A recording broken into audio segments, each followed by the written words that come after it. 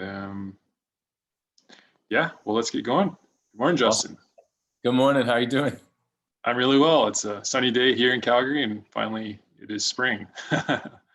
It's a good time of year. Yeah, how are you? I'm doing well. It's the sun's breaking through here. I'm in Lancaster, Pennsylvania. So, yeah, enjoying the rain, enjoying the sun. And for anyone that is listening to this episode, you are the owner of Sparrow websites. So, in a nutshell, what does that business do?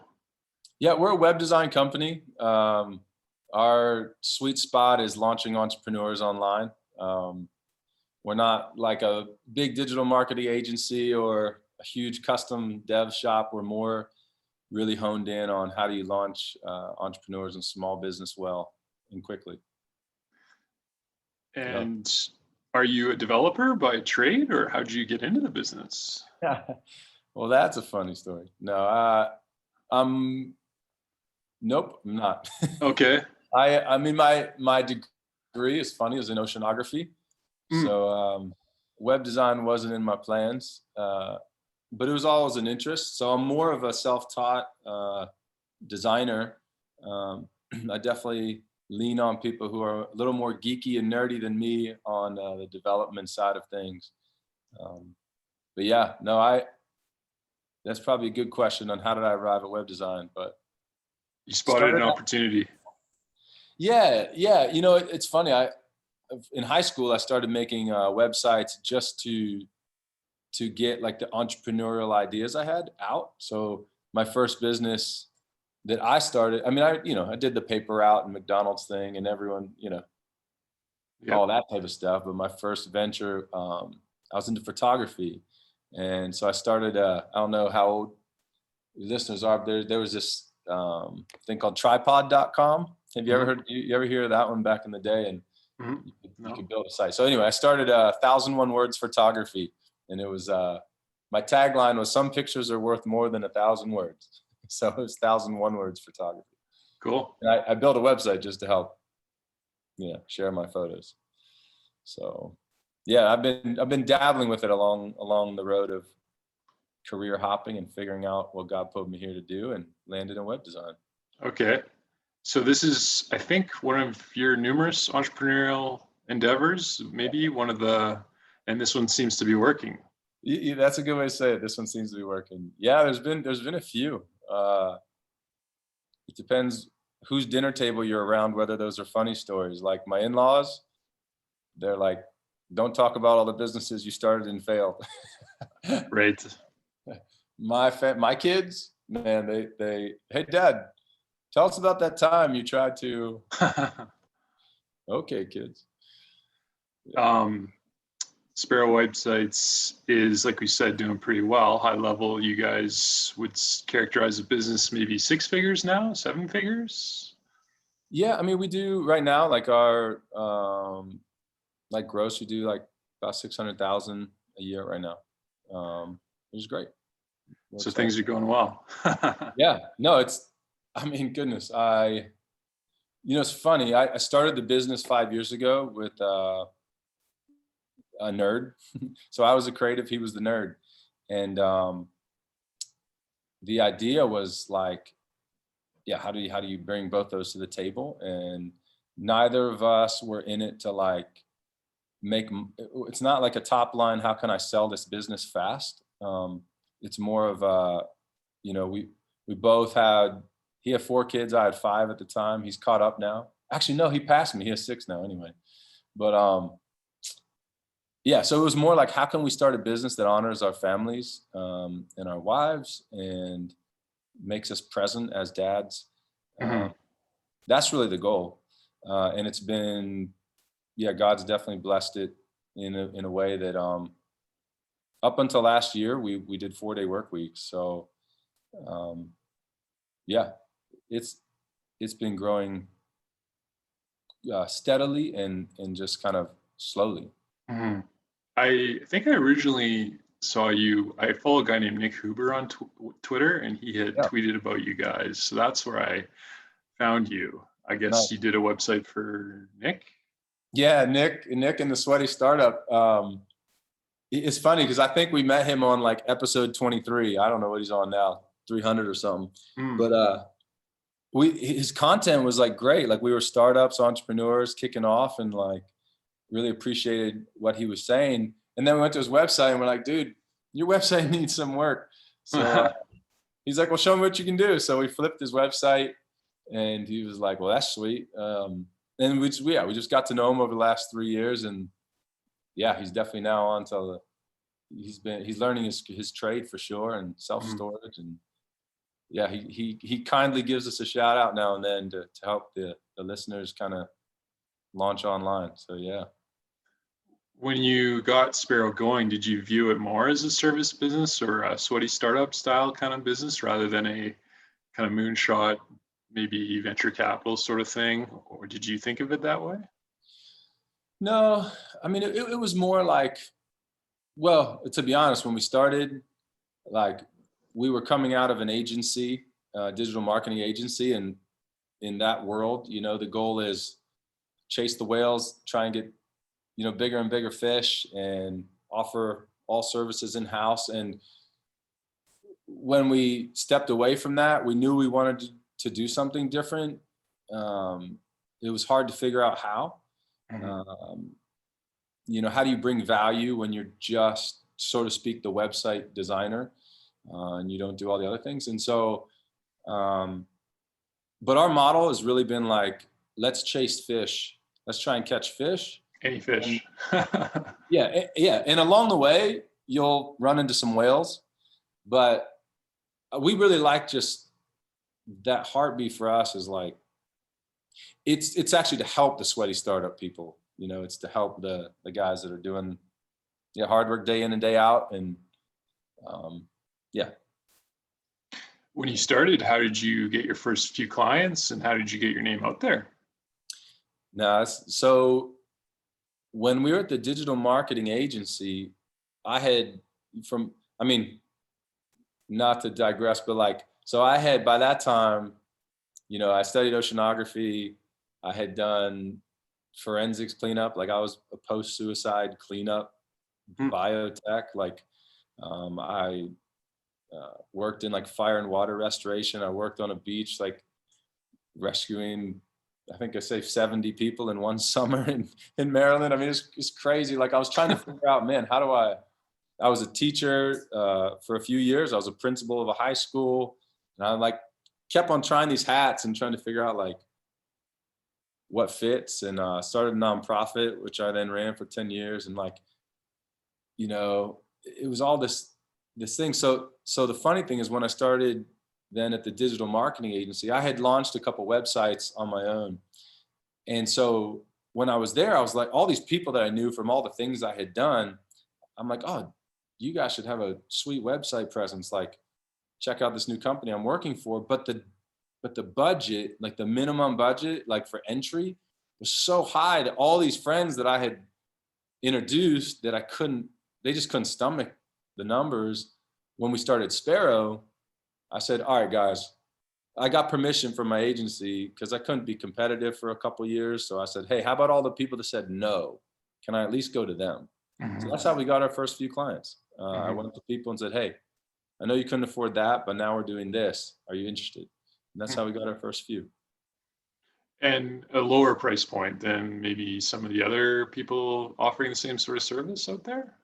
Yeah, you know, when we started, we couldn't like compete directly. We couldn't offer the same service. We got, again, it was one of those, like, we got permission to, you know, to do some of those services. But all like, we hadn't thought of launch kits that we offer now at that time. It was more like, we can do some custom work. We're good at what we do. We didn't quite have it packaged together. But it was like, it was at least enough to keep some food on the table and start figuring out what we wanted to do. So we were grateful for that. And when you pitch clients, I mean, nowadays websites are pretty easy to set up if you know what you're doing or have a little knowledge. So when you pitch clients, what was your value proposition to them, and how do you separate yourself from like a self-made website? Yeah, well, it's funny because on our website, we actually show people how they can build their website for free. Right. We go over some of the free builders out there and tell them how to use them. Because like, look, the bottom line is, you know, you got to start somewhere. For us, like our $700 entry point is still too much for some people, you know? So the way we pitch it is like, you can either use some of these free builders out there and invest your time, which is pretty precious, right? Like, and yeah, you'll put in 40, 50 hours probably in those builders, you know, till you get it right, till it's smart. You know, we outline the pros and cons of that. Like, I have no problem with someone doing that. The other option is usually, you know, go to an agency or a design firm, spend a couple thousand at minimum. And what we try and do is say, look, we can have you like, I mean, I don't want to be self-promotional anyway, but we try and say, there's a middle ground there where it's like, I want to take a little bit of your hard-earned money, but in such a way that your ROI on that investment, you're going to see in like a month, 2 months. And you'll have experts build it, experts design it. Like, I mean, my team's all here in Pennsylvania. We're not like outsourced, you know, like, and we'll get you live ASAP so that you can begin to grow and like have a confidence that it's done right. It's kind of like plumbing your own, you know, basement remodel versus calling the plumber. Like, there's that back of mind. Did I do that right? Is that pipe going to burst? Right. So I don't know. We just tried to fit like a space in there between the freebie and the fully custom. Almost like helping your clients hit the ground running maybe within a week or two instead of, you know, a huge headache on their end. And yeah, and fundamentally, like, we approach, again, I don't want to, that's maybe just helpful for like anybody, whatever you're doing, to be honest. There's like 2 ways to approach getting out there, whether you're, you know, whether you're launching your own business, whether you're like my kids, like in middle school, high school, trying to figure out how to prepare a presentation. Like, one way is like you finesse that thing, massage that thing, perfect that thing, and it doesn't come out of the box until every single, you know, point of feedback has been taken and critiqued and finessed, right? To me, that's like a website you take 6 months building. But the catch is you're building it all based on your own feedback, your own like research, your own assumptions. And so then you launch this thing, and right away you begin to learn, did I make all the right assumptions? Was my audience that I thought listening the way, or right? So that's one way to do it. It's not necessarily wrong. You tend to feel really good about the speech you gave or the business pitch you gave or the website you have, but then you start to find out if your users expected the same thing you did, or your audience liked the same joke that you thought they'd like, right? So at Sparrow, we more say, why don't you do what you know is like smart, fast, good, going to return, get it out there ASAP. And in like a few weeks, start actually getting feedback and tweaking and adjusting. So that 6 months later, when you were normally like going to launch that perfect thing, you actually have something that's iteratively improved and adjusted and whatever. But I don't want to be all self whatever, but like, that's just our approach is different. Like, hey, what, just try and then listen well and adjust. Like, yeah, for sure. Websites and coding have almost become a commodity in some sense. So how do you separate yourself from the competition? What we try and do is more in the service side of what we build after the fact. Like, you know, we're not the web designers and team that like disappears after you build it and you can't get a hold of us and whatever. So, I mean, we try and separate in the build as like we've done this before. We do hundreds of them. We've probably launched a website for a business just like yours, and you can benefit from what someone's already paid for. And like that, we joke about that. Like, you always benefit from what someone already paid for. And that's in the pre-launch, but then in the post-launch, it's like, we're never not here. We're never like, we don't, you know, nickel and dime people. You want this changed? Done. You know, you want this feedback, sure. Like, yeah, I think if you serve people well and care about what they care about, they tend to appreciate that. Are there a lot of web designers in your area? Has it been hard to compete, or has it been relatively easy? No, I mean, there's, so I'm in Lancaster, Pennsylvania, and we have literally over 50 design firms in our town. I mean, it's a growing town, but yeah, it's I mean, it's just a different way of approaching it. Like I have good friends that own and run other design and agencies, and they're, again, it's more a little the traditional approach of like high-end devs, you know, a couple grand sites, and that, if that's who you want to pursue, that's fine. For me, dude, I want to meet the person that says, hey, I've got this idea, Let's go. I want to start. Yeah, like I just this morning I was talking to a guy who's like he's positioning his like valet, or I'm sorry, he's positioning his like trash disposal pickup business as a valet trash business. Like he's just changing the narrative a little bit, the expectation, like, and it's a new idea. And I'm like, dude, the fun part is for like under $1,000, you get to like play in the sandbox and figure out whether this thing's going to work in a few months. And worst case is you're out, you know, a little bit of money. So yeah. At a lower price point, you guys obviously need more clients. Have you found that you've had enough clients, but how many, without giving away too many, details, are you, a couple hundred clients live at any given time? Yeah, so we're now up to about 350 clients to serve. You know, it was really hard. The hardest part of Sparrow, to be honest, was 2 years ago when we were switching from the traditional model. Like, Sparrow has built unapologetically, like, yeah, we've built 50K and 60K websites. Like, and we still maintain those and serve those. It's just not the whales we're going after anymore. So when you switch from that, like, hey, this month we might land this client and get an influx of 10K or 20K, versus this month I might only get $500 or $600 or $700 from a new guy. How do you, like, that cash flow problem? It was a hard adjustment that year, but yeah, it was, you just gotta be ready for it. You gotta figure out, okay, it might get tight here. Yeah. The nice thing about websites is there's not much upfront capital, like, not as much cost of goods sold. Yeah, we pay for servers, right? We pay for some pretty nice tools that help the entrepreneurs.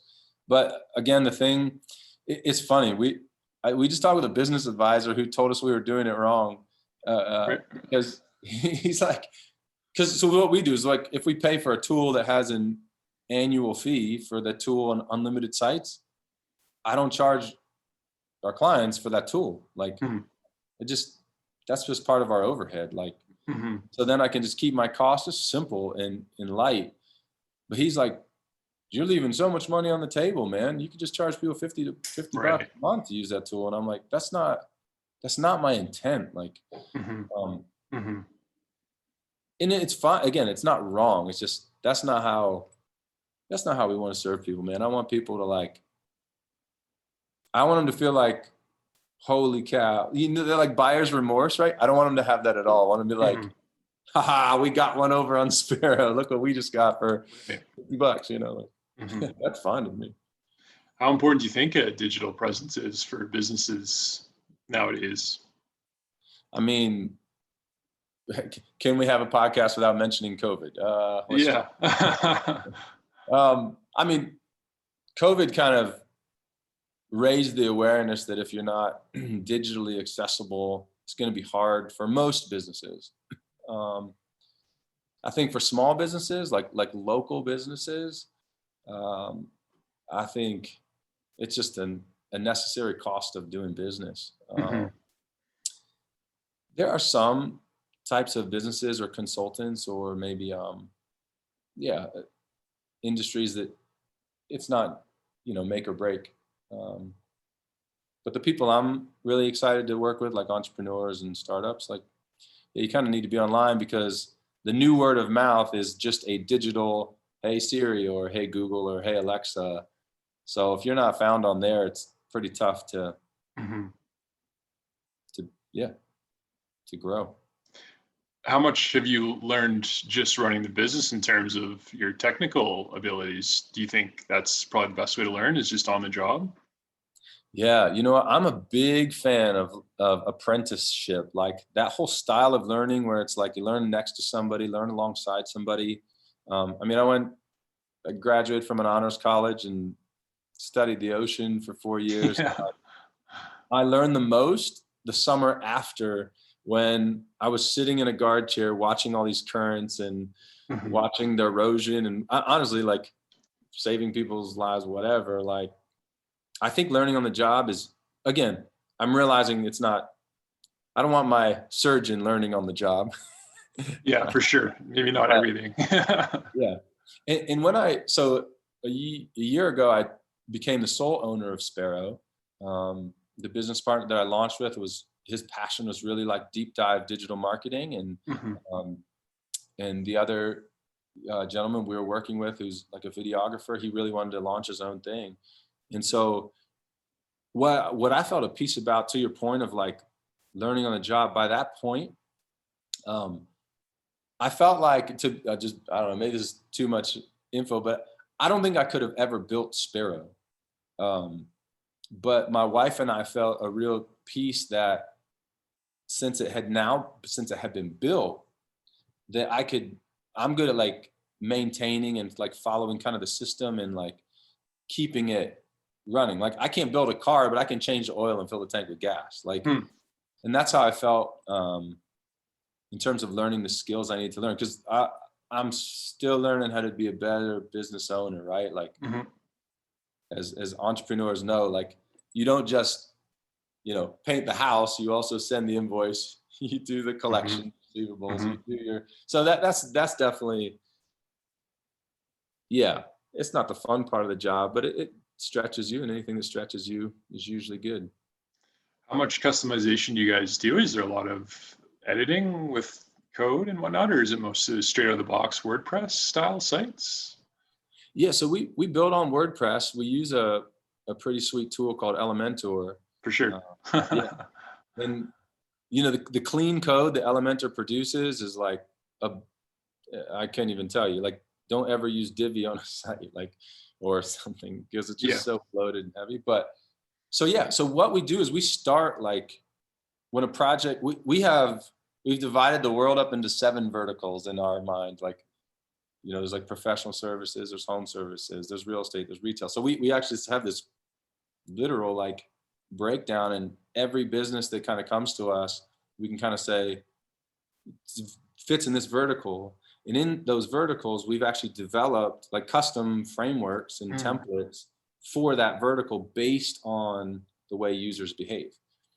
So what we tell people is like, do you get to choose and customize your design? Yes, but you're still going to, quote unquote, have a front door off the front porch, because that's where front doors go. Right.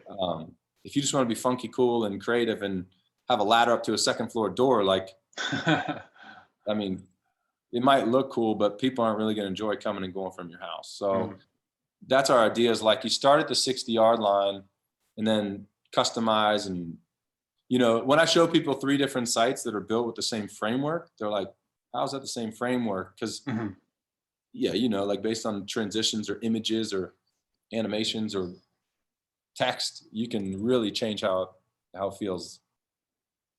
Yeah, I mean, you can get amazing stuff right out of the box almost nowadays. It seems like, Elementor, what's the other one? WordPress Bakery, I think the app is. Page Builder. Yeah, that's a good one. That's just an example of, what you can get. Yeah. Yeah, and even those libraries like Envato is a great. They have a ton of libraries of templates. The trick is like, if you, again, for the guy just starting, for the woman just launching, getting something out there is fine. So I'm not throwing stones if you hit insert template and you customize your text and go live, I'm not throwing stones at you in any way. But what those builders don't do, which we do for a living, they don't study like conversion practices. They don't study like user flows. They're usually making something that just looks pretty. It usually has a lot of like fluffy, unnecessary stuff. It looks cool. Like, again, there's a million elements in there, but so what we do, even if we would take a template a client would really like out of a box, and maybe not even from our sort of archives, if you will, is we'll still go through it and like comb that thing down and say like, hey, this slider, for example, like you don't want a slider on the top of your website, period. Like it kills conversion, it kills load speed, you just don't want it. So let's just take that out. Let's make a single image, that type of stuff. We just try and help. Yeah. In terms of opportunities in web development, what do you see coming down the line? Do you think it's more of just helping people get online in general, entrepreneurs, or is there certain directions headed? That's a good question. I mean, I think that what people expect, they're expecting more and more before they connect with a real person. I'm not saying I'm a fan of that, but it just seems that like the data is showing that, they go deeper in their sort of decision-making process before they contact, a service, or before they say, hey, I want to set up an appointment or, visit your shop. They kind of already know, they want to already know what's already on the shelves. Is it worth my time and energy to go there? Or what's this process going to look like before I even ask for a free, demo? So I don't see it drastically changing in the sense of like that the website itself will morph. I'm saying like in the next for sure 3 to 5 years. Like, but I do think people have to like peel back a little more layers of the onion to get people comfortable enough to engage. We do it with a lot of realtors. Like we build a lot of real estate and realtor websites, and they usually come to us saying like, cool, let's build that really cool thing where you type in my zip code and search my homes and all that. And what's funny is like what actually converts on those sites isn't that whole search bar. Like people are still going to like whatever, Zillow, Realtor, I don't know what those all carry across in Canada, but when they get to the realtor website, they want like personal. They want to know like, are you going to come have a cup of coffee with me, or are you going to come to my house? Or are we doing this virtually? Like, let's peel back a little bit more of yourself, your personality, so that your user can understand, I don't really want to work with that person, or that would be really cool to work with. So opportunities more in, I guess, personalized content and getting yourself out there. Yeah. We talk to some business owners and tell them, on your about page, can you put a bio up and maybe just a little video, meet Brandon. And a lot of them have reservations. They're like, I don't want people to know everything I'm into, or maybe that'll be a turnoff because my accent or something. And no, that's what makes you you. That's what makes you the very,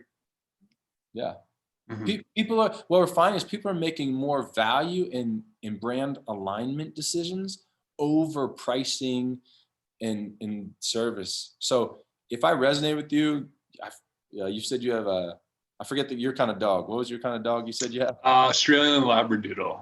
Yeah, so like I have a Bernese Mountain Dog. Ah, nice. If you told me you had a Chihuahua that yaps all day, maybe that somehow impacts whether or not I'm like, oh, this is a cool guy. Yeah, for sure. But yeah. The idea is kind of letting people know about yourself and so that you can connect in a way. And I guess web development is a way to do that and help that process for business owners. Yeah, I think so. Now that being said, I also understand, man, the times we're living in, based on the values that we share, those can be polarizing things. And I, Yeah. I understand that people can be leery about that. Mhm. You know, it's like, I have 5 kids, we homeschool, uh, that alone, people are like, oh, you know, Yeah, for sure. or so just even things like that, I understand yeah, from faith perspectives Mhm. to It's a what, fine line, I guess. Yeah. yeah, you just have to, it's a calculated risk. I understand that, but if we can't be authentic and vulnerable, in the businesses we do and the way we serve people, then I don't know. I think it's worth the risk. I just finished a tangent. Um, Skin in the Game, Nassim Taleb, and one of his main concepts is skin in the game and authenticity, and you know how it is a valuable trait and how it can play to your advantage and all that sort of stuff. And so, being authentic is having some skin in the game. Absolutely. You Yep. know, We've had people say they don't want to work with us for some of those reasons. Like, right? they say it nicely, but even on my bio on the website talks about the fact that I was born 3.5 months early, Right. and I weighed 2 pounds and diagnosed with cerebral palsy, and I was deaf for 18 months. Like, I have the medical papers, I have like documentation. Yeah. And the only explanation I can give is that God miraculously healed me. I can tell you the moments, the times. I can, tell you Hmm. it, like, but saying that to people already, it puts in a position where, like, wait a second, maybe I don't even believe that's possible. I don't even For want to sure. work with this. And so, like, I understand it's a risk, but it's also just who I am. It's what I Yeah. know. It's what I experience. So I can't not be real with that. For sure. How have you found running a service business when you're serving clients? It's sometimes a little, personal and can be messy versus running a business where you sell a product. Do you enjoy that? Is it tough? Yes and yes. I enjoy it, and it's tough. Some days the joke is, man, if we could just sell a widget, you know. Um, honestly, the reason is, all of us come to the table, not just in business, but we have expectations. And if we don't articulate those expectations, um, we're just setting ourselves up for miscommunication. So, and it's not what I hope happens. I hope always both people are learning in Hmm. an exchange that doesn't go how you want, Hmm. or an unmet expectation. Because there's always, then when that happens, dealing with people is not easy. When I was a teacher, I taught for a delinquent high school, so all boys, It's tough. 15 to 18-year-olds. Um, I could not do that job. well, dude, the crazy. Seriously. I mean, my friends that were in public school, so this is like a private school where judges would send kids that Oh, kicked out of the public school. But I'll tell you, 10 times over, man, I would work with those kids any day. it's probably pretty rewarding. Yeah, that, and like, there's just a sense of, all right, like, I got to do something here, change something. There's some sense of, like, yeah, this is an opportunity for me. For What am I sure. going to do with it? But when I then became the principal of that school, the joke was, I'd way rather teach and work with the students than work with the teachers.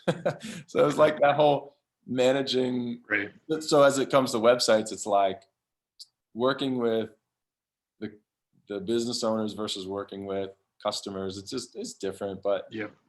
we learn.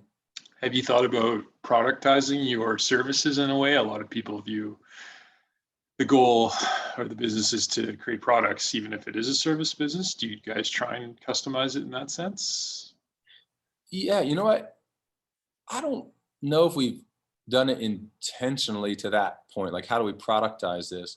But what's interesting is a lot of the feedback we get from people you know, they're searching for website, you know, trying to get quotes. A lot of the processes in place by most people are very, very, we'll say custom, like, cool, let's talk, let's meet, let's create a custom quote. And that's what we did. We did that for 3 years. But I think we've kind of productized it a little bit. And that's the feedback we get is like, oh man, it was so easy. I can choose a basic kit that has this or a deluxe kit that has that. Love it. And for us, we win some and we lose some in the sense of like some basics go off without a hitch and it's, Right. we might turn a profit. And some, because we're dealing with people with expectations, it's like, oh man, oh well, let's just help this person fly. For sure. For sure. I mean, I'm sure you have your good and bad days with people. It's did you start the business to kind of create a sort of a lifestyle sort of business and something you could raise a family with, or do you see yourself trying to grow and sell it down the line, or kind of create some proprietary technology? How do you view how do you view the business now? Yeah, honestly, it's for me, it's still a means. It's means to a lifestyle of that again honors family, allows me to give back in the ways I want to give back with time and energy. Um, you know, I really feel like if I'm not careful, if any business owner is not careful, you know, you let the business success define who you are. And, you know, I don't want to say this presumptively, but, you know, a lot of people that I follow or out there online, I always in the back of my mind, I'm thinking, when do you turn it off? Like, when is their family? I don't want my kids to grow up and graduate high school and be like, yeah, my dad ran a web design business. I didn't really see him much. Mm-hmm. I really want that connection is way more important to me. And I talk with my employees actually, and one of the first things we talk about is, hey, in this experience you're going to have with Sparrow, do you value time freedom or do you value money freedom? And let's customize this experience to get the win that you want out of it. So yeah, if every day I'm, you know, my wife is the good coach, like, Justin, you know, you're working again, turn that laptop off. And I need to just stay tuned to that. But yeah, it's more lifestyle focused right now. Have you been able to create a business where you can take vacation time? Is that possible, or are you still working on that? You know what? I am. I have a good team. Even like, so when we went through a transition to being the sole owner last year, I didn't have that like luxury for a while, but the people now on my team, you know, we just make sure we all understand each other's values and what we're kind of going after. So yeah, no, you know, I think like from a long weekend, you know, to, you know, hopefully later this summer, we'll be able to take a week and, you know, admittedly, I can't ever fully unplug because the buck doesn't stop with like an employee, right? I mean, but I'm definitely able to, yeah, to step away and it's so necessary, right? Like, Oh, for sure. Tunnel vision and yeah, I won't digress, but yeah, the joke at Sparrow is like, I'll get lunch and then it'll just sit next to my computer because I don't know how to stop and just take a break and eat lunch. And yeah, yeah, so I need to work on some of those pauses and, but I definitely value the time and try and prioritize time. Yeah. Have you seen other web design companies kind of evolve and maybe cash out or been able to turn it into something that really cranked it up financially? Yeah, you know, straight web design, I don't know. Like I'm not, because I didn't start it to sort of figure out how do I make this like a SaaS model and create like a launch kits that is like a competitor to Squarespace that people just sign up. Like I don't have that, honestly, I don't have the skill set. And I value more the like 300 people, 350 now that call Sparrow like a part of the family. I want to serve them really well. So interestingly, my goal at Sparrow, I don't want to have more than 8 people on our staff. Just bottom line. Like so my goal isn't to to rocket. I have seen some web design companies that have evolved into like the digital marketing space, and then they're able to like, yeah, definitely sell out at like a 2x or something multiplier. But for me, that's not, like, it's not my goal. Like my goal is to like get out of it and then just for sure restaurant for sure. Most days, some days. Yeah, I'm yeah. like, oh. No, I think that's a healthy way to look at it. It's just sometimes it's nice to know maybe that carrot could be there if you wanted it.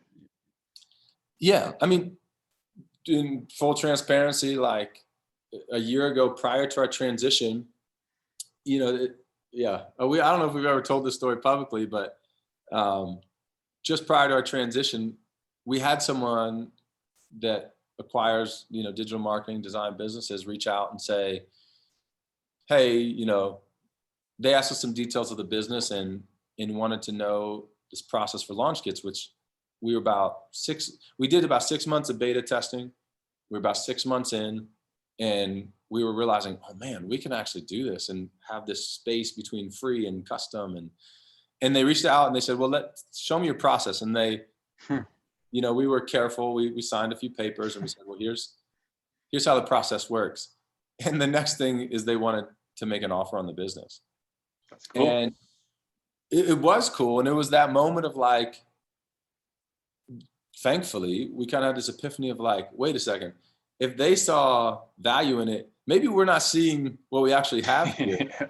And we really did. Like, we prayed about it. We were home. We talked to our wives. We came back and we're like, Adam's like, well, dude, I'd really love to head in this direction. Joe's like, well, I'd really love to do this. And I'm like, dude, I'd love to keep helping entrepreneurs, man. Like, let's see if we can make this happen. And so,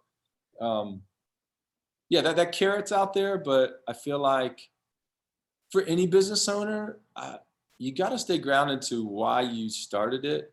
Because otherwise, I work really, really, really, really, really hard and hope that someone buys it in a few years. It's not a good way to, yeah. Well, for me, I just missed then 3-5 years of hanging out and raising my kids, like, for me. So, yeah. For sure. I mean, but at least it's there may be some potential down the road, or at least you're on the right path and people are making offers. Yeah, no, that's true. Has there been tough times? Maybe is there something that sticks out in terms of challenge along the way that you guys have faced? Yeah, the two challenges we always run into is, number one, it's like, how do you say yes to the right? How do you say the right yeses? Because we're web designers and because we do know how to do anything, like web-wise, it's really difficult. I'm just trying to think, like, maybe 3 weeks ago, we did a website for a really well-known, like, international client. It was one of the whales we caught, and they were like, dude, that was amazing. Here's another one. Here, like, can you do this? And it was like, what I thought, like, the decision came down to say yes to that, forget about the top line, was to say no to the next 30 entrepreneurs that I could help with the launch kit. And that became the factor of like, we got to say no, guys. Like, we're not here to do that. It's nice when we can. So that's always hard. Like, because we've said yes to the wrong people sometimes, and then we're stuck in like overexerting self, or maybe it's just not fitting in our systems well and causes some stress. And so that's one challenge. I feel like the other really hard maybe time is the people of your own business. Just how do you, where's that? I think every business owner probably wrestles with that. I've read some books, and there's certainly well-known people that have pretty self-convinced, like, when do you fire people? When do you let them go? When do you continue to like extend grace and try and teach? And that's tough. Hard. It's hard. I mean, some people say, just get them out, get them onto their next thing, like, as fast as you can. It's going to be good for them, best for you. But I don't know. I feel like some people are brought into your path in business for both of your benefits. Mhm. And the measure is not, is this person helping produce 2 or 3x their salary? That's not the Right. measurement. Like the Mhm. measurement is, you know, how do I mean, I would probably say the word like, well, and it's like a debated word and people don't like this word. Like, how do I love these people well? How do I Yeah. invest in them well? How do I actually realize this person might be here for myself more than I'm here for them? And what am I supposed to be learning? And Mhm. so that's always really hard for me. I'm not good at just writing people off. I like to believe the best. You know, believe that people can turn around. My life story is a story of, you know, headed nowhere good fast, and God was very gracious and turned my Things life turned around. out. Yeah, yeah. Have you viewed Sparrow as kind of a creative outlet in the sense that it's a way to kind of help clients and maybe input some design ideas and maybe make it sort of an artisanal sort of experience? Oh yeah, man. It definitely scratches my creative itch for sure. Um, yeah, it's definitely a creative outlet. Like one of my most favorite things to do in the process is when I meet entrepreneurs and they're thinking of their name and they're trying to figure out domains. And oh man, I have to be careful because I'm like, do you want my input? Because I would love to like dig into it. And some people are like, yes, I'm stuck. And we're like, sweet, let's figure out something rock solid. I love that. Well, that's awesome. I think that's a great summary of Sparrow websites and a little bit about you and everything that's been going on. If you had advice for other entrepreneurs, maybe just starting out or growing a business, what would you tell them? Well, thanks. I appreciate the chance to chat about it. A big nugget of advice. I would say don't underestimate the value of your digital presence, but don't overthink it. Um, like, do you need to be out there digitally? Yes, absolutely. Do you need to spend $5,000 on a logo? Absolutely not. Yeah. Like, don't overthink it. Like, it's just the first interaction, but the lasting impression is how they engage with you and what that experience is like. So yeah, and again, you're always just going to be hopefully tweaking and improving as you get feedback. And so yeah, that's my on the spot. That's my feedback. Well, that's awesome. I appreciate you taking the time this morning, and I think that's a good place to wrap it up. Awesome, man. No, it's been a pleasure, and yeah, next time I'd love to just, or if there's a next time, yeah, just hear more about what I'm curious about is why people are in their businesses. Like I kind of alluded to a couple of times, it's kind of, I think it really shifts the end in mind or changes the end in mind, and in turn changes how you do business. Is like, what is the end that you're after? Um, but this has been fun, man. You've stirred some good thoughts in my mind and challenges for myself to continue to reflect on. Awesome. Well, yes, we'll have to do part two one of these days, maybe, and talk about the why of business. Yeah, there you go. I'll hit stop here. Thanks, Trevor.